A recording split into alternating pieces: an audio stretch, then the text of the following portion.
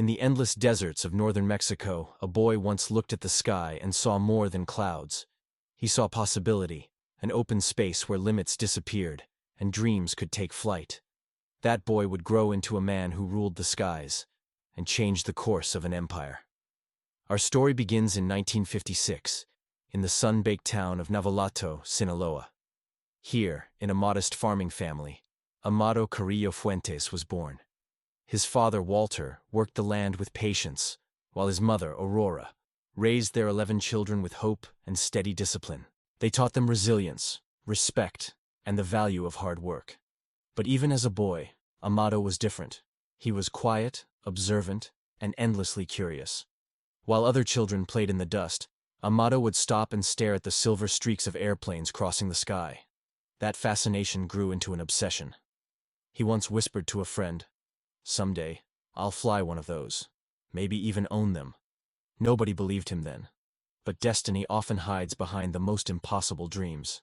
In the 1960s, air travel symbolized freedom, progress, and the future. For a boy in rural Mexico, those roaring engines were a call to escape a life defined by limits. Amado started spending his time near the airstrips of Culiacan, offering to clean small planes just to be near them. Mechanics would laugh at his persistence, tossing him old rags and joking, "You think the sky will belong to you one day?" Amado would only offer a quiet, confident smile. He wasn't a boy of many words. He was a boy of deep intentions. At school, he stood out not for his grades, but for his incredible focus. Teachers described him as thoughtful and precise. He had a natural gift for numbers and planning, an ability to see connections that others completely missed. By his late teens, Amado had two passions that would define his entire life: aviation and ambition. The sky gave him hope. Discipline gave him direction. As the early 1970s arrived, life in northern Mexico was changing fast. Airfields were expanding, new trade routes were opening up, and opportunities were emerging for anyone who understood transportation. Amado's uncle, Ernesto Don Neto Fonseca Carrillo, was already a respected businessman, known for managing complex supply chains and air operations. When Amado came of age, he joined his uncle to learn the technical side of logistics.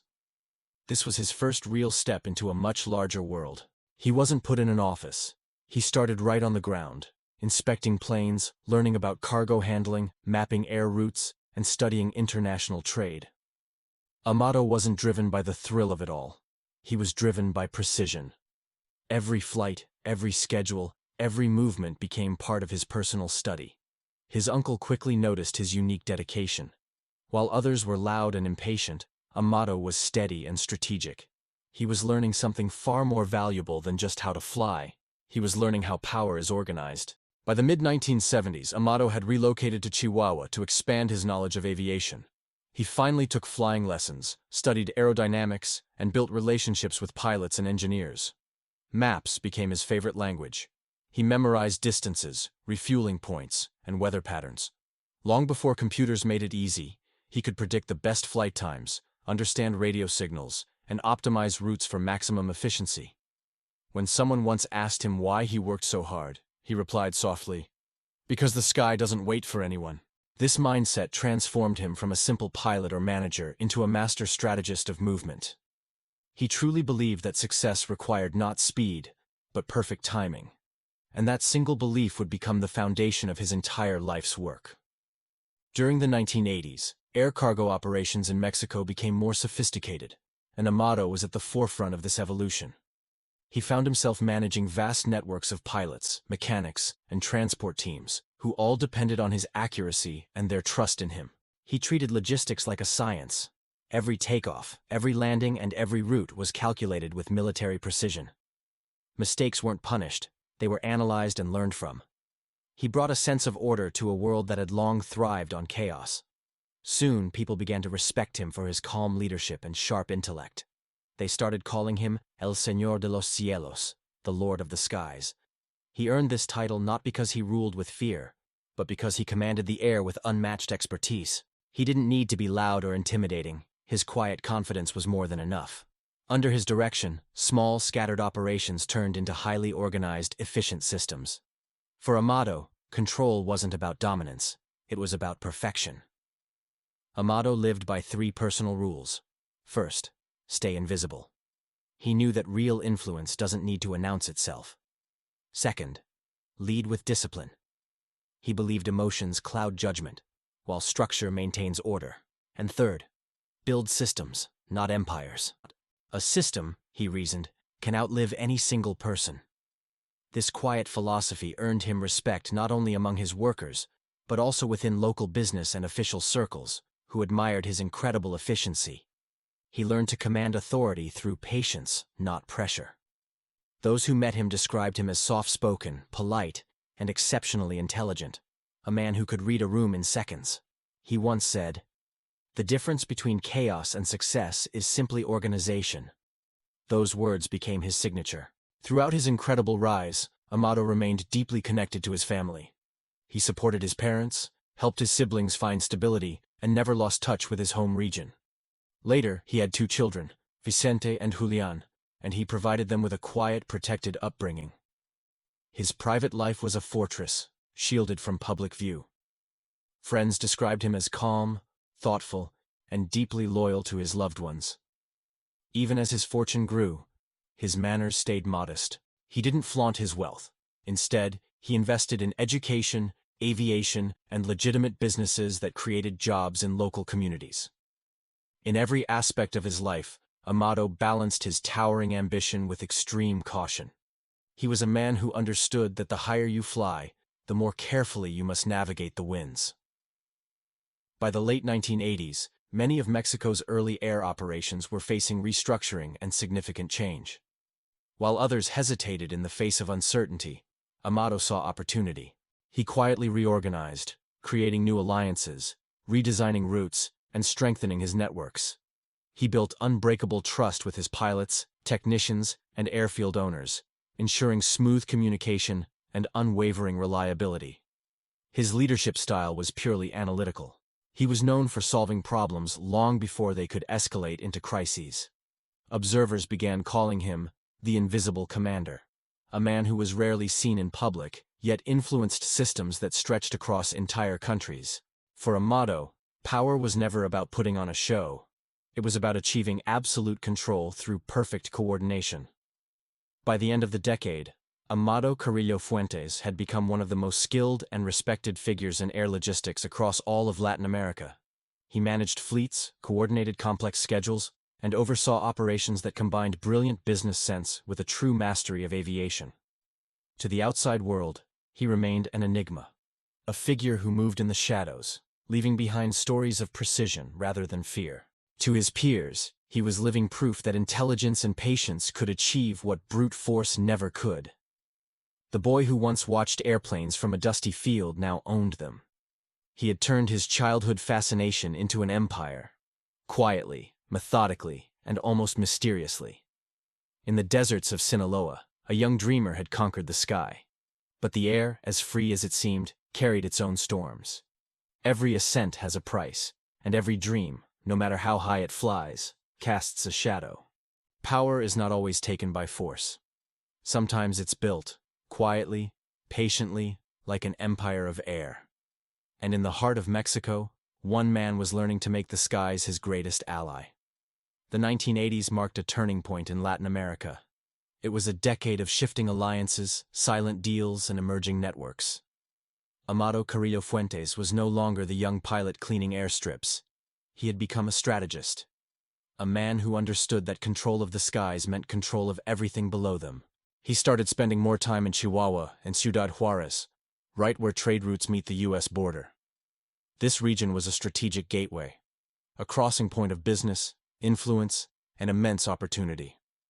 Amado recognized that whoever managed these routes could shape the balance of power in the region. And he intended to do just that, not through confrontation, but through organization. Amado believed that chaos was the enemy of success. So, he created order. He redesigned air logistics like a military planner, assigning coded flight paths, synchronized schedules, and secure communication lines between his pilots. Every route had a backup. Every pilot had a substitute. Each operation was logged, tracked, and perfected. He wasn't just running an operation, he was building a system. He established bases disguised as commercial air service hubs, small enough to go unnoticed but efficient enough to sustain constant movement. He trained his pilots to follow strict protocols. No risks, no delays, no deviations. It was this meticulous approach that earned him the respect, and later, the control, of the entire network centered around Juarez. People began to whisper, "Carrillo doesn't just fly planes, he flies ideas." To Amado, timing was everything. He understood that success depended on perfect synchrony between flights, communication, and opportunity. He introduced a coded system of timing and signals, where a minor delay at one airport could be compensated by real-time adjustments miles away. He also learned how to forecast risks, like weather, market shifts, and government inspections, and redirect operations before anyone even realized there was a problem. A former associate once said, "He never panicked. If something changed, he already had a new plan." That calm precision became his trademark. In a world ruled by unpredictability, Amado built something incredibly rare: stability. By the late 1980s, Amado had expanded his influence far beyond Juarez. He developed contacts in Mexico City, Cancun, and Tijuana, as well as international ties across South America and the Caribbean. He didn't shout for authority. He earned it by creating value. His genius in managing air operations made him indispensable. Every successful project added to his credibility. Every efficient delivery expanded his reach. Soon, others began relying on his system to move goods more effectively. His reputation spread not as a ruthless man, but as a professional visionary. Someone who understood aviation, economics, and human behavior with equal mastery. Behind closed doors, even prominent business and political figures started seeking his logistical advice. He had quietly turned air commerce into an art form, and in doing so, he was crafting a legacy of influence that stretched across borders. Amado's obsession with aviation never faded. It only grew stronger. He invested heavily in entire fleets of aircraft, from small twin-engine planes to massive cargo jets. Each one was maintained with the precision of a private airline. He personally selected his pilots, not for their loyalty, but for their skill and discipline. Training became mandatory, with strict codes of silence, accuracy, and punctuality. Every single plane under his watch was logged, serviced, and accounted for. He could recall the details of dozens of flights, times, routes, pilots, entirely from memory. This incredible ability to combine human intelligence with logistical complexity gave him an almost mythic reputation. People started calling him the man who never lost a plane. He'd smile when he heard that phrase, but he never commented on it. Mystery, he knew, was a form of power. Success brought Amado unimaginable wealth. But unlike others who flaunted their luxury, he used his fortune to expand infrastructure. He purchased airfields, warehouses, and transport companies, each registered under a different name, each serving a strategic purpose. His empire became a complex maze of corporations and contracts, a blend of legal business and quiet influence. He built homes in Mexico City, Juarez, and Chihuahua, decorated not in gold, but in elegant simplicity. His offices resembled air traffic control towers, clean, modern, and efficient. Everything about him reflected the same philosophy. Real power is not loud, it's precise. He invested in technology early on, using modern communication systems to track his operations long before it became common practice. His vision extended beyond profit. It was about building a structure that could survive even without him. Amado's calmness became legendary. In an environment defined by uncertainty, he stood out as a man who never raised his voice, never lost control, and never revealed his emotions. He studied people the same way he studied flight paths, reading their expressions, anticipating their reactions, and adapting without confrontation. To those who worked for him, he was both inspiring and mysterious. Some described him as a businessman trapped in a dangerous world. Others said he was too intelligent to be predictable. Even as competition grew all around him, Amado refused to engage in direct conflict. He expanded his influence through alliances and agreements, not threats. He often told his closest aides, "The goal is not to win battles. The goal is to make battles unnecessary." By the early 1990s, Amado Carrillo Fuentes had transformed his regional network into a truly international system. He established discrete partnerships across Latin America and beyond, controlling a vast transport chain that linked entire continents through the air. His strategies were studied by others, yet no one could replicate his level of coordination. He balanced hundreds of moving parts, crews, shipments, investments, and legal fronts, without a single visible flaw. To the outside world, he remained a low-profile figure. Few photographs existed. Interviews were unheard of. But in private circles, his name carried immense weight, not because of fear, but because of respect. He had done the impossible. He had built an empire in the clouds. Despite his immense influence, Amado kept his personal life grounded. He was known to spend time with his family, enjoy quiet evenings, and avoid public events. He quietly donated to local communities and supported schools in his home states of Sinaloa and Chihuahua. He valued education deeply, often saying, "Knowledge is the only wealth that never fades." Those who met him were surprised by his humility. He didn't behave like a tycoon, he behaved like a thinker.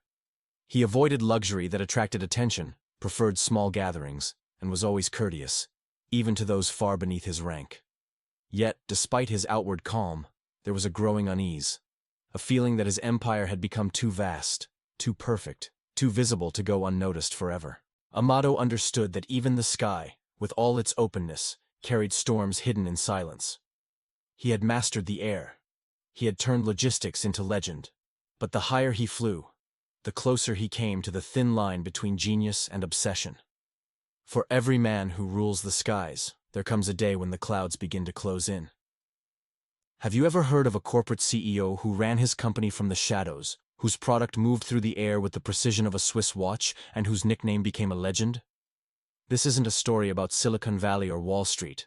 This is the story of Amado Carrillo Fuentes, the man they called El Señor de los Cielos, the Lord of the Skies.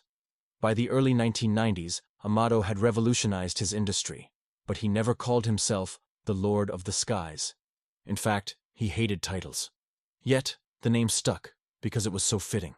He was a man who had turned aviation into architecture, transforming a network of planes into an empire that stretched from Colombia to Mexico, even touching parts of Asia. His operation didn't look like a criminal enterprise. It resembled a global airline conglomerate, running with flawless corporate precision.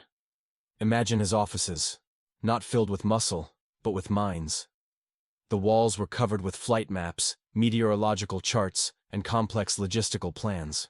He didn't just hire pilots. He employed engineers, accountants, software experts, and even weather forecasters. His team was built for one thing: function. He wasn't just managing planes anymore. He was managing an entire economy of the air. Amado's true genius, however, was his understanding of power. He knew that true survival required invisibility. While his competitors were busy seeking fame and splashing their cash on flashy cars and mansions, Amado was investing in legitimate business fronts. He owned airlines, real estate firms, and import-export companies that operated completely in the open.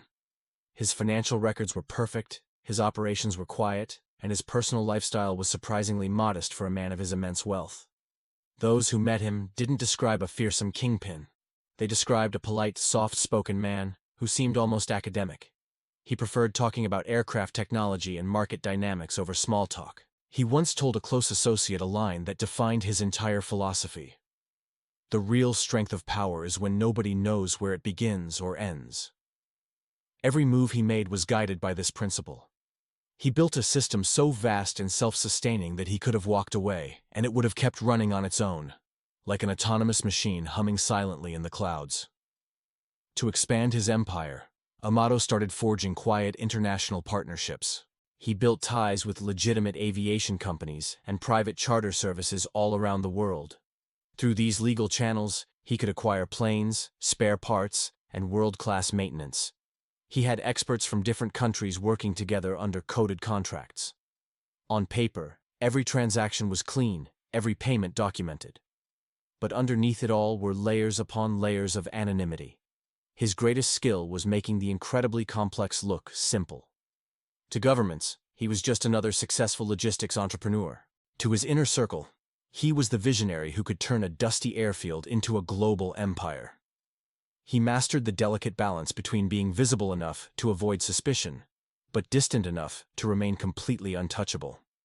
With this global reach, of course, came unimaginable wealth. But Amado was a minimalist at heart. He disliked extravagance. His homes were elegant but simple, decorated with neutral tones and art that celebrated movement. Abstractions of wings, planes, and open skies. He saw wealth not as a trophy to be displayed, but as fuel to be reinvested into progress. He funded scholarships for aviation students in Chihuahua. He made anonymous donations to hospitals and local housing projects in Juarez. His daily routine was that of a disciplined CEO. Early morning meetings, a thorough review of flight logs, followed by meditation or quiet reading. He wasn't addicted to chaos. He was addicted to order. And in that calm, he found his ultimate control.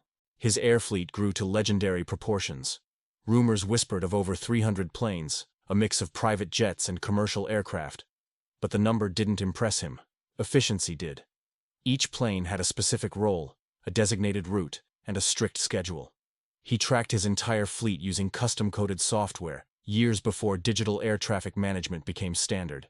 He saw flight not just as a means of transport, but as a metaphor for freedom itself. He once told a friend, "The ground is for those who obey rules, the sky is for those who make them." To his pilots, he wasn't just a boss, he was a mentor. He demanded discipline, safety, and absolute discretion above all else. Even when under intense scrutiny from international agencies, his operations ran like clockwork, without a single visible error. He hadn't just built an empire, he had created a philosophy of perfection. But what truly set Amado apart was his mind. He was a voracious reader, consuming books on psychology, business strategy, aviation history, and geopolitics. He studied the fall of great empires, Rome, the British Empire, even massive corporations that had gone bankrupt. He learned one crucial lesson from them all. Every fall begins with pride. So, he avoided it. He dodged cameras, he refused interviews, and he never made grand public displays of his power. He believed that mystery was a far greater weapon than visibility. He would never allow himself to become the face of his own empire. But as his success grew, so did the attention. He had become too perfect, too efficient, too untouchable. And that perfection started to attract a dangerous kind of curiosity. In his private moments, Amado was a contemplative man. He'd often spend his nights alone on his balcony, just watching the planes pass over the horizon. Those blinking lights in the dark sky were a symbol of both his freedom and his burden. Each new success added another layer to his empire, but also tightened the net of tension around him. He began to shrink his inner circle, trusting fewer and fewer people. He delegated tasks only to those who truly understood his philosophy of discretion. During a quiet dinner, he told one of his most trusted associates, "The higher you fly, the more clearly they can see you. That's the curse of altitude." It wasn't paranoia. It was cold, hard realism. He knew that every empire, no matter how powerful, eventually has to face its own reflection. Managing an empire of that scale was a constant balancing act. He had to balance trust with secrecy, growth with stability, and freedom with exposure. He started pouring more capital into his legitimate ventures, hotels, commercial airlines, and international trade companies. His goal was to evolve, to transition his empire into something that could last for generations, built not on risk, but on respect and strategy. But the larger his network became, the harder it was to separate the clean from the unclear. His accountants warned him that cutting ties with certain partners could destabilize the entire system. He responded calmly, "Then we'll restructure the system, not destroy it. The goal isn't escape, it's evolution." By 1996, Amado had reached the absolute peak of his influence. He was the invisible conductor of a global orchestra. But the silence that had protected him for so long was beginning to tremble. The world was changing. Technology was advancing at an incredible pace. Governments were coordinating like never before, and new, more powerful eyes were watching the skies. Yet, Amado remained calm. He adapted. He evolved. He instructed his teams to modernize their communications, digitize their records, and camouflage their operations under neutral business fronts. It was a masterstroke of corporate camouflage. He knew storms were gathering on the horizon, but as always, he planned to stay above the clouds. He had built an empire that touched the heavens, an empire of movement, precision, and silence. But in the sky there is always gravity, and gravity waits for everyone, even for the Lord of the Skies. By the mid-1990s, the empire of Amado Carrillo Fuentes, known as the Lord of the Skies, was a marvel of precision. Imagine a vast, invisible machine. Every hour, one of his aircraft would take off or land somewhere in Latin America, silently, flawlessly. But beneath this perfect surface, a subtle weariness was setting in for Amado. He had achieved everything he'd ever dreamed of: wealth, power, and respect. But that very peace had become its own kind of prison. He was trapped in perfection, a system so enormous he could no longer see its full scope. His days weren't filled with chaotic firefights, but with the endless, grinding task of maintenance. Keeping the empire stable was a constant struggle. He would spend hours staring at flight maps, his eyes tracing invisible lines, as if navigating storms only he could see. He once confided to a close aide, "It's not the danger that worries me anymore. It's the weight of calm." Then, in 1996, the world began to change. Global security was evolving. Communication technology advanced, intelligence agencies started sharing information across borders, and the skies, once vast and untraceable, were becoming digital. Governments could now track flight paths and cargo with terrifying precision. Amado, a master strategist, sensed this shift early. He immediately ordered his teams to adapt: cleaner routes, new aircraft registrations, and more sophisticated, legitimate business fronts. He even started exploring a complete transformation, envisioning a legal aviation empire that could operate in the light. But his world was built on secrets, and transparency was a double-edged sword. It could expose even the purest intentions. Amado found himself at a crossroads: maintain the empire he'd built, or rebuild his entire life. And for the first time, he started choosing himself. By late 1996, Amado began to plan his ultimate escape. He was a strategist, not a soldier. He didn't believe in fighting storms, but in flying around them. His plan wasn't just to retire, it was to disappear. He craved a life free from surveillance, from his own history, from his legendary name. His dream was surprisingly simple: to live quietly with his family, forgotten by the headlines. He often told his inner circle, "The truest freedom is anonymity." He started pulling back, attending fewer meetings, limiting his communications, and spending more time at home. He quietly researched coastal properties and small aviation businesses in places no one would ever think to look. He didn't want more. He wanted less. But the world had become obsessed with him. The more he tried to fade into the background, the more intensely the spotlight seemed to follow his every move. His silence only made people watch him more closely. In early 1997, Amado made his final decision. He would vanish not by running, but through rebirth. He planned a radical transformation, extensive plastic surgery to alter his appearance, allowing him to become a stranger in any crowd. This wasn't an act of vanity. It was the ultimate strategic move. He arranged everything with his trademark quiet efficiency: the location, the timing, the logistics, trusting only a tiny, loyal circle. To him, this wasn't a desperate act, but a final flight, a personal journey toward the invisibility he craved. Days before the procedure, he told a confidant, "I don't want to disappear. I just want to rest." Those who heard him understood. He wasn't running away from danger. He was running toward peace. Then came July 1997. In a quiet, sterile medical facility in Mexico City, preparations began for his final transformation. The lights were pale, the air was calm, and by all accounts, Amado himself was relaxed, almost serene. He had stared down impossible odds and negotiated with the most powerful figures. But here, on the edge of a new life, he seemed to find a sense of peace. He even joked lightly with the medical staff, speaking gently, as if he had already detached from the sprawling empire he had built. The operation was supposed to last only a few hours, a routine procedure, all things considered. But then, something went wrong. Complications arose. The exact details are still debated to this day, a mix of official reports, rumors, and conspiracy theories. But the outcome was tragically clear. Amado Carrillo Fuentes, the legendary Lord of the Skies, did not survive the operation. The news spread like a whisper on the wind, first through Mexico, and then across the world. The initial reaction was disbelief. How could a man who commanded an empire in the air, a figure of almost mythical proportions, simply fall silent? There was no final gunfight, no dramatic chase, just silence. His followers mourned quietly. His rivals hesitated, some doubting the news, others cautiously celebrating.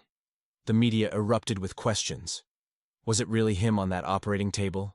Was the whole thing staged? Had the Lord of the Skies orchestrated the greatest vanishing act of all time, or had he simply taken one last flight into the unknown? The mystery only deepened when his funeral was conducted under a heavy shroud of secrecy, fueling the legend that he might still be out there somewhere.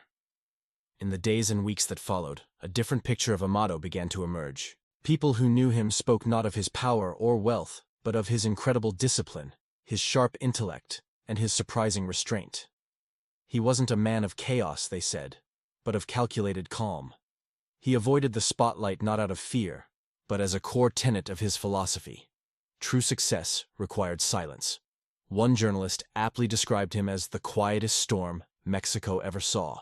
He had fundamentally changed the game, not through brute force, but through sophisticated systems, organization, and logistics.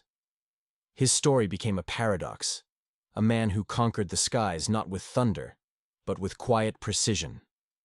And in the end, he left the world the same way he had moved through it, without a sound.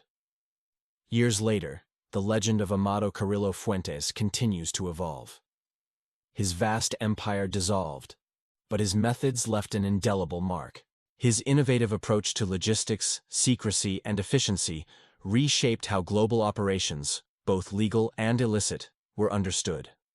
In fact, his networks have been studied in universities as case studies in supply chain management.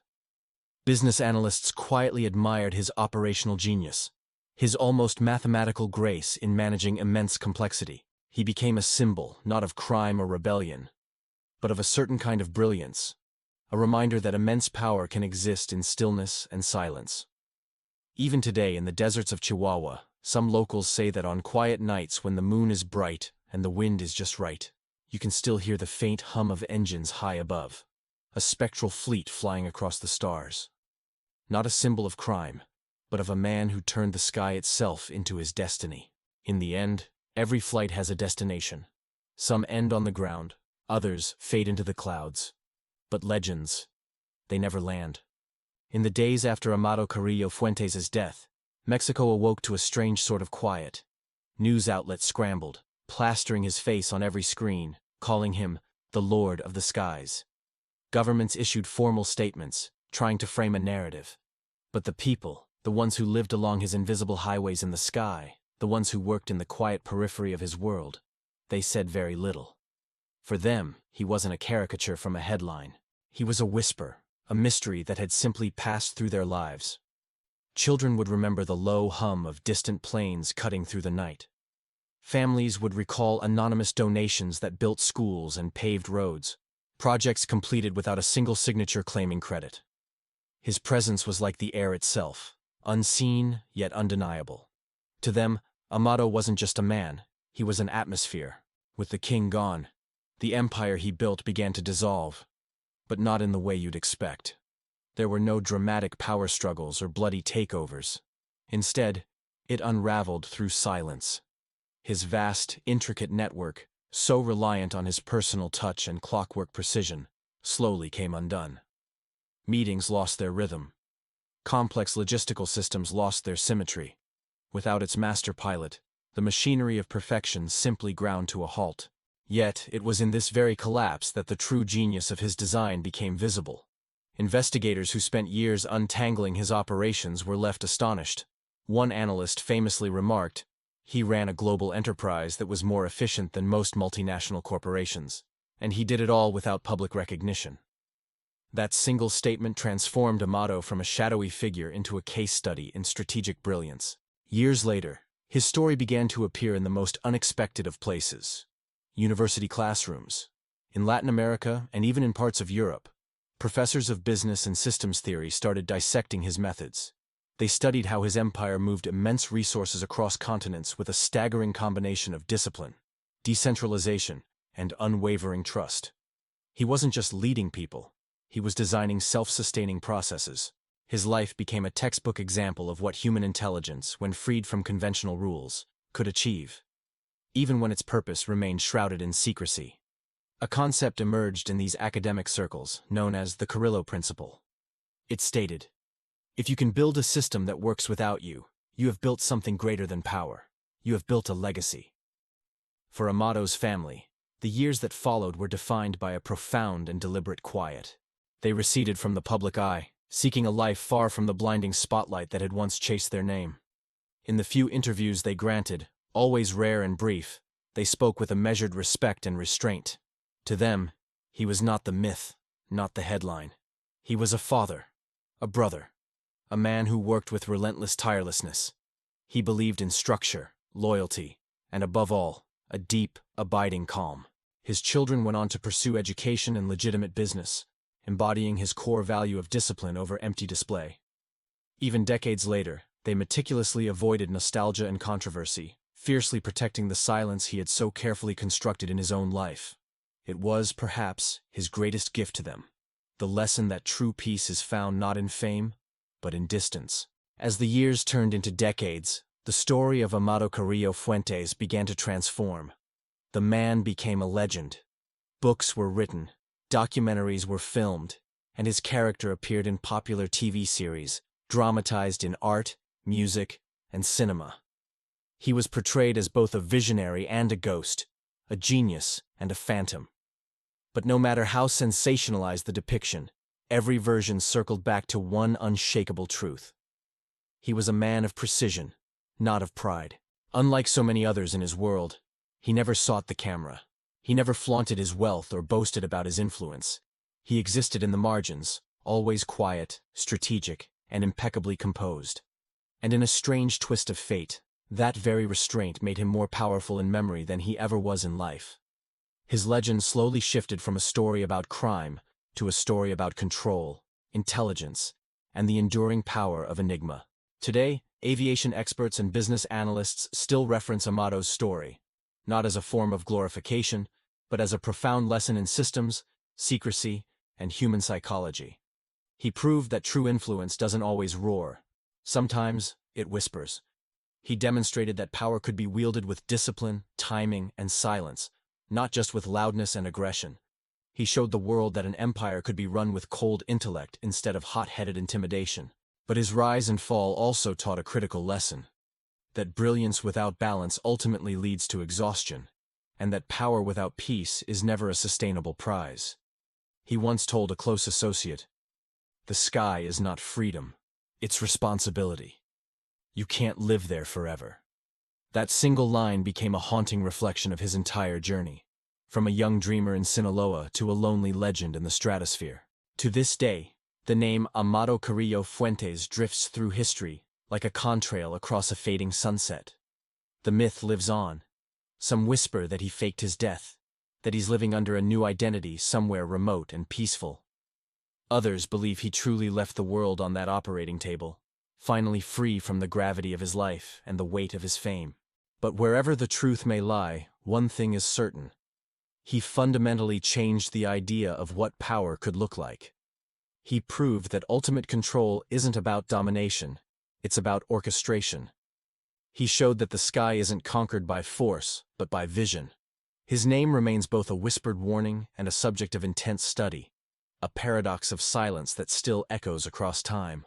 Out in the vast deserts of northern Mexico, there's a small, quiet airstrip, now half abandoned to the wind and sand. Old-time pilots in the region still call it Amato's Runway. They say that sometimes, at dawn, when the first light breaks across the horizon, a single contrail will appear high overhead, cutting across the pale blue sky like a silver thread. The locals don't see it as superstition. They see it as sentiment, a quiet reminder that the man who once ruled these heavens has, in a way, never truly left them. And as that faint line of the jet slowly fades into the infinite blue, so does the distance between the myth and the memory. He built an empire of air, guided not by chaos but by clarity. He believed in silence over fame, precision over pride, and discipline over fear. In the end, he became what he always dreamed of being: invisible, eternal, and free. For legends like Amado Carrillo Fuentes, the sky was never the limit. It was home. The case may be closed, but criminology never sleeps. Like and subscribe at join Criminology and step deeper into the dark with us.